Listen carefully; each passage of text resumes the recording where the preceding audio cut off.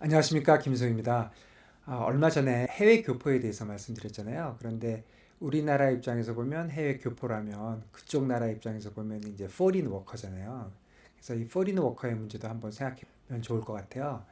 그래서 저는 포린 워커라고 하면 제가 홍콩에 잠깐 살았는데 그때 필리핀에서 온 가정부들 그때 낸이라고 불렀는데 그 가정부들 일요일 날 되면은 뭐 시내에 모여 있는 그런 모습도 생각이 나고 또 그 가정부들 엄청 쌌어요. 그래서 당시에 90년대 말 그때 한 우리나라 돈으로 한 30만 원, 35만 원 정도면 한 달 내내 집에서 일해주고 그랬거든요. 그런 기억도 나고 또 싱가포르 같은 데 가면은 길거리에서 일하는 노동자들 그런 뭐 어렵게 사는 사람들도 생각이 나고 또 사실 우리나라에도 많지 않습니까? 지금 시골에 많이 있고 또 그런 사람들만 포린 워커가 아니라 우리 아이비에 해외에서 와 있는 임원들 그분들도 사실 포린 워커죠.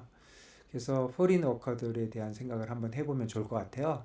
그래서 우선 그 미국의 지금 월스트리트 저널에 나온 기사 하나 보면서 얘기해 보겠습니다.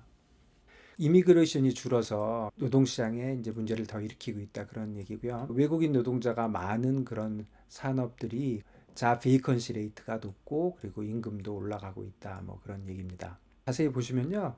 그 레이버가 모자라는 이유를 보면은 여러 가지인데 그중에 그 얼리 리타이어먼트 이런 게 많이 있었고 그다음에 코로나 때문에 아파서 못 나오는 사람, 아프지 않더라도 그냥 두려워서 못 나오는 사람, 애들 돌보는 문제, 그리고 새로운 비즈니스를 시작하는 문제, 이런 문제가 레이버 시장을 짓누르고 있는데 거기다가 또 이렇게 이민이 줄어들으니까 이것도 큰 문제다. 특히 외국인 노동자들이 많은 그 인더스트리가 더 문제가 되고 있다. 그런 내용입니다. 이 표를 한번 보시죠. 이 표는 한쪽에 외국인 노동자들의 퍼센티지, 이쪽은 그 잡 베이컨시 레이트, 그러니까 얼마나 많이 모자라나 그러는 거죠. 이걸 두 개로 나누고 그 다음에 이제 산업별로 쭉 구분을 했는데 그 산업을 갖다가 이렇게 전체 인프로이 숫자를 이렇게 원으로 그리고요. 그러니까 원이 크면은 그 숫자가 많은 겁니다. 그래서 제일 큰 원은 2천만 명이라는 거죠. 그 다음에 요 색깔은 이 색깔이 진할수록 시간당 임금이 많은 거죠. 그래서 진한 게 시간당 임금이 많은 겁니다. 35불이 좀 넘는 거죠. 그래서 이 표를 한번 보시면 외국인 노동자들이 제일 퍼센트로 많은 데는 1등은 이겁니다.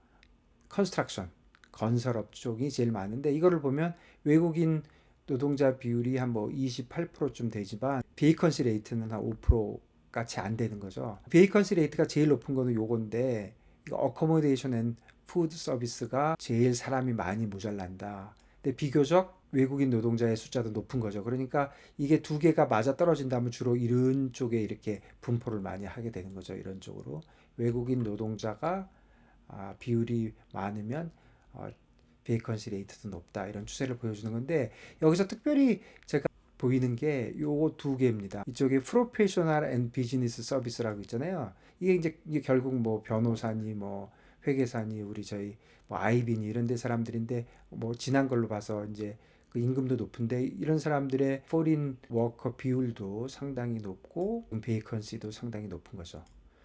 또 하나 눈에 띄는 거는 요 헬스케어입니다. 헬스케어 쪽도 베이컨시는 더 높죠. 조금 외국인 비용은 낮지만 그래서 이 두 산업이 지금 가장 문제가 되고 있다. 이게 기사를 좀 더 읽어보면 이 두 산업에 대한 그런 문제점에 대해서 좀 얘기하고 있습니다.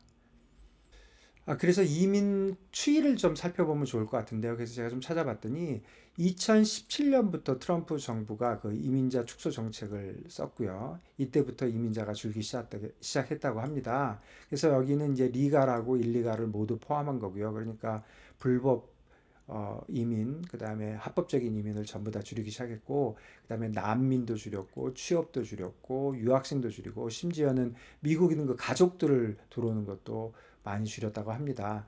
그런데 2022년 1년 동안 다시 여기서 또 절반으로 줄어드는데 그 이유는 이제 그 팬데믹하고 그에 따른 정책이라고 하고요. 2021년 6월까지 1년 동안 24만 7천 명의 이민이 있었는데 이게 1년 동안 숫자인데 이건 2016년에 4분의 1, 2019년에 절반 수준이라고 합니다. 그리고 그린카드, 그러니까 영주권을 이제 많이 받는 다섯 개 대표적인 나라가 멕시코, 도미니카, 베트남, 필리핀, 중국이라고 합니다. 저도 이런 순서인 줄 몰랐는데요. 그래서 많이 이민을 오는데 그린카드도 2021년 9월까지 1년 동안 그 통계를 보면 절반 심지어는 3분의 2까지 줄어들었다. 그런 기사들이 있었습니다. 참고로 표를 한 두 개 정도 더 제가 봤는데요. 외국 노동자의 그 숫자 한 4천만 가까이 갔다가 최근에 이렇게 좀 줄어들고 있는 추세인 것 같고요. 그 다음에 이거는 이제 각 산업별로 굉장히 구체적으로 이제 퍼센티지를 쭉 본 건데요. 이건 시간 되시면 한번 이 페이지 열어서 한번 보시면 좋을 것 같습니다. 그래서 제 생각에는 이민 문제가 꼭 남의 나라 일만은 아닌 것 같아요. 우리나라 벌써 근구 절벽의 문제가 있지 않습니까? 그리고 3D 업종을 이미 많이 피하고 있고, 그러니까 더럽고 어렵고 위험한 일은 안 하고 있잖아요.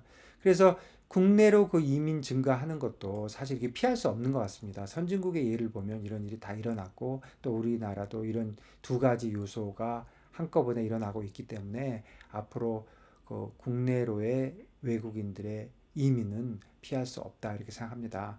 그래서 제 생각인데요. 좀 우리가 이런 노력을 하면 좋을 것 같아요. 그 문화적인 다양성을 저희 국민들도 좀 인정해야 될 것 같고 그 다음에 정부도 좀 적극적으로 좀 계획도 잘 하고 잘 정돈된 그런 정책을 추진해야 될 것 같습니다. 또 저번 시간에 제가 말씀드린 대로 이럼에도 불구하고 동시에 해외 이주도 동시에 권장을 해서 또 많은 국민들이 해외에 나가서 또 살 수 있게도 해주고 또 많이 이민도 받고 그래서 그 점점 저희가 글로벌 사회로 갈 수 있기를 바랍니다. 여러분 오늘 여기까지고요. 제가 JS 비지팅 글로벌 마켓이라는 이름으로 해외에서 그 영상 몇 개 찍어서 그동안 쭉 보내드렸는데요. 제가 원래는 8월 말까지 해외에 있을 예정이었는데 이런저런 이유로 제가 좀 일찍 들어가게 돼서 다음 주부터는 서울에서 동영상 찍어서 올려드리도록 하겠습니다. 여러분 그동안 신청해 주셔서 감사합니다. 안녕히 계세요.